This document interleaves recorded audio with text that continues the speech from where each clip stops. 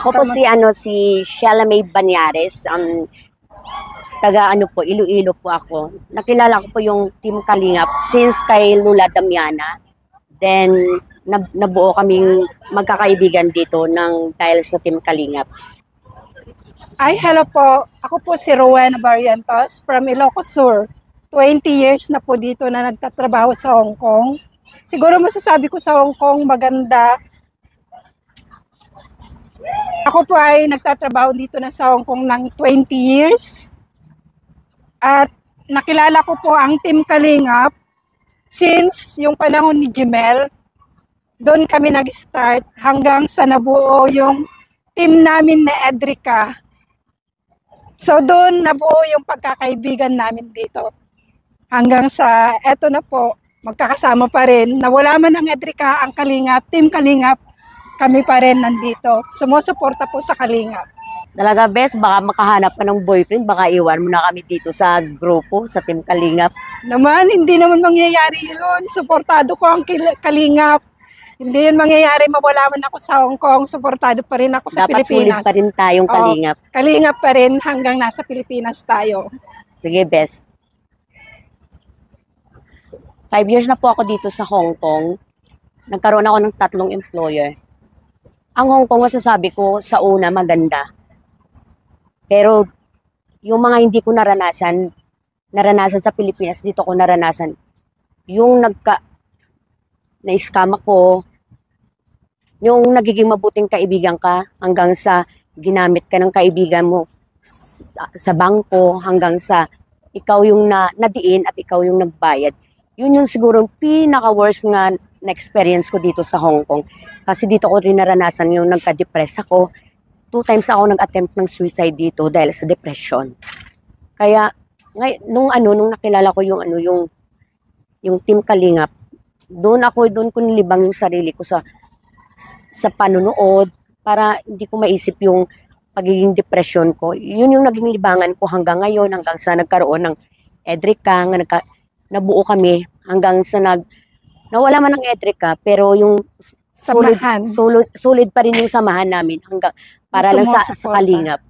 Wala man kaming naitutulong actually in financial, pero sa panonood at no skipping ads, yun na ang pinakamalaking tulong namin para sa buong Team Kalingap. Ganun ba, Bes? Na-scam ka pala? O, Bes, 2 beses. Yung una, yung kaibigan ko na ginamit yung pangalan ko sa bangko hanggang sa ako yung nagbayad. Yung isang buong kontrata ko doon lang napunta yung sahod ko. Tapos last year, nung March, nag-apply ako papuntang Europe. Hindi ko alam, nakabayad na ako lahat. Umaasa akong lalabas na yung visa ko. Yun pala, yung agency or agent na nakausap ko, yung scam pala. Ako naman, wala akong masasabing bad experience ko dito sa Hong Kong. Kaya lang, ang yun nga, sabi nila, pag mag-abroad ka, parang suwal lang yan. Nakarating ako sa Hong Kong, sobrang saya ko dahil, syempre, pangarap natin sa pamilya, may ahon sa kahirapan. Totoo pala yung sabi nila na ang pag-abroad ay isang sugal. Hanggang sa nawasak yung pamilya ko, nawalan kami ng komunikasyon ng asawa ko, hanggang sa tuluyan ng magkahiwalay. Sa ngayon, siguro 12 years na kaming hiwalay. Hiwalay man kami, pero eto, sa pamamagitan ng mga kaibigan, hanggang sa nakilala ang Team Kalingap, nakasurvive ako. Talaga pala, Bes, hiwalay ka din. Ako, hiwalay din ako sa asawa. Pero 13 years na akong hiwalay sa una kong asawa. Yung pangalawa kong asawa, taga Kamsur. Kaso lang yun, hanggang sa naka-experience ng hindi maganda. Ay, yun pala yung sinasabi mo, yung pangalawa mong asawa na ginawa kang punching bag? Oo, doon ko naranasan kong magbisyo. Doon ko nasubok yung pagiging bisyo ko bago pa ako magiging trabaho abroad, magiging OFW. Talaga, Bes, na binubugbog ka ng naging yung pangalawa mong asawa? So, ba't mo naisipan na mag-asawa pa uli kung ganun na pala yung experience mo, mas lalo pa sa pangalawa? Hindi, yung pangalawa ko talaga yung nambubugbog sa akin. Yung una kong asawa, mabait yun. Pero nagka-problema lang yun doon sa pamilya, ganun, parang hindi kami nagkakaintindihan. Pero yung binubugbog ako ng asawa ko, hindi lang normal na bugbog talaga. Yung ano. Pero tiniis ko na yun ng, I think, 3 taon, halos araw-araw. So, kailan yung point na ayaw mo na? Tama na ang pambubugbog. Yung, doon ko naramdaman yung katawan ko na mismo yung sumuko. Ako kaya ko sanang tiisin eh. Dahil iniisip ko para sa anak ko nga wag magaya sa panganay ko, nahiwalay din kami ng papa niya. Kaso lang, katawan ko na talagang sumuko. So, bakit mo pa inantay? Pero nung una, hindi ka pa naman na binubugbog. Pero bakit mo inantay yung pinaka-worst na pambubugbog bago ka bumitaw? No choice na ako, sisi, kasi nang pinasok ko na yung sitwasyon na yun eh. Buntis pa lang ako, pinagbuhatan ako. Wala na akong magawa kasi ayaw ko yung bumalik sa pamilya ko nga. Alam ko yung problema na dala ko sa pamilya ko. Ayaw kong dagdagan ulit nga yung para sa akin hindi ko yung nagawa yung pagiging, yung obligasyon ko sa magulang ko sana nga mabigyan sila ng okay, pero yun nga, puro problema yung naibigay ko. Buti, paano ka naman nakarating dito sa Hong Kong, Bes? Bago ako nakarating ng Hong Kong, nag-Kuwait ako. Pag alis ko ng 2015 doon sa Bicol, doon ako nag-decide nga mag-apply ng abroad kahit ayaw ng pamilya ko, ayaw ng mga magulang ko. Kasi nga, wala akong experience. May hina daw ako, sabi ng nanay ko, kasi nga baka di ko daw kaya. Pero no choice na eh, sabi ko, paalis na ako nung nalaman ng pamilya ko. Ikaw naman sis, paano ka nakapunta ng Hong Kong?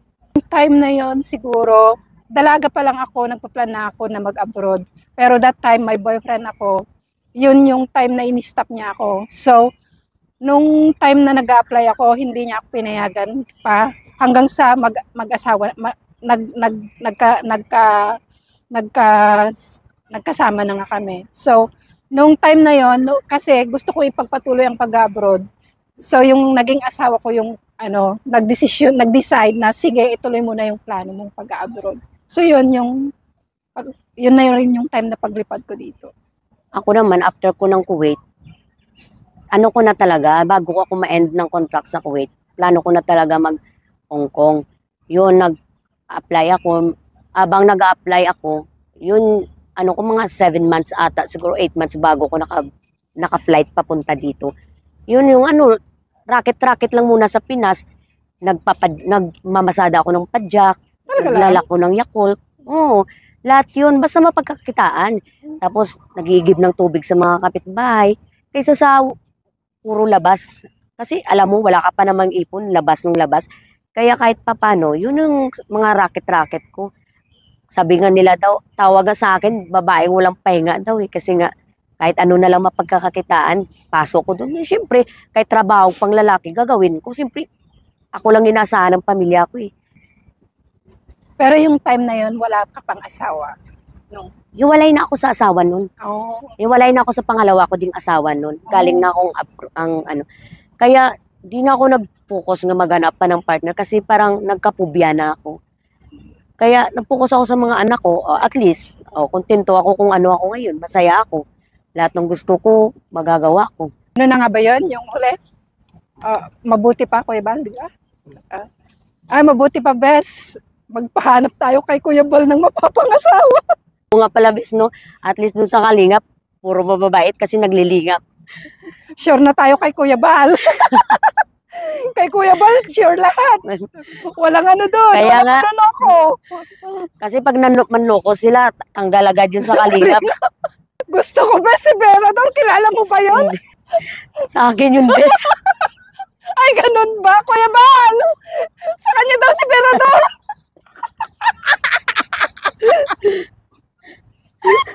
Kuya Bal, gusto mo ba si Berador? Pagkatiyan Hindi ko pa nga natin. naman yun. Hindi ko marunong magsayaw.